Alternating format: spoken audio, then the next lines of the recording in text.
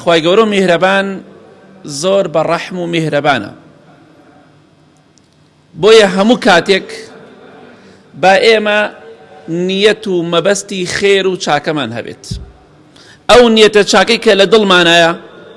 بزانین خوای پەروەردگار چی پاداشتێکمان بۆ دەنووسێ لەسەری،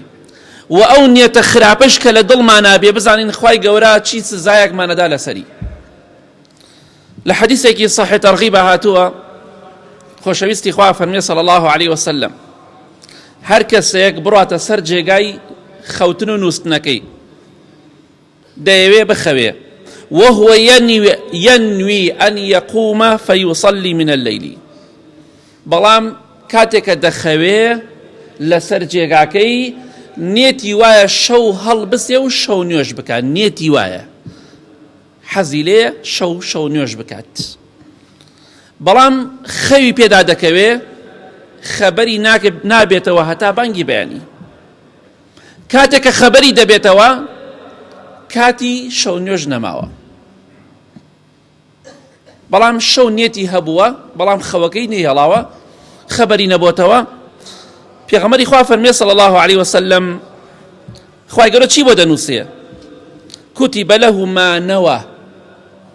ئەوەی کە نێتی هەبووە شەو نوێژ بکات خوای گەورە شەو نوێژەکەی بۆ دەنووسێ، یەک ڕکات نوێژی نەکردو، بەڵام چونکە بەڕاستی نێتی هەبووە ئیتر بەهۆی ئەوەی خەوەکەی قورس بووە خەبەری نەبووتەوە خوای گەورە شەو نوێژەکەی بۆ دەنووسێ، ئەوەی کە لە نێتی هەبووە نێتی وا بووە 4 کات نوێژکە خوای گەورە 4 کاتێکی بۆ نووسێ، نێتی وا بووە 11 ڕکات بکە خوای گەورە 11 کاتێکی بۆ نووسێ، نێتی وا بووە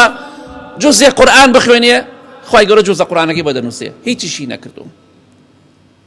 چونکە بەڵام نیەتەکەی ڕازگۆیە، خوا عالم و زانایە ئەم ئینسانە خەبەری بۆ هاتووە دەیکرد، چونکە فێڵ لە خوا ناکرێ. کەواتە ئاگاداری خۆمان بین نێتمان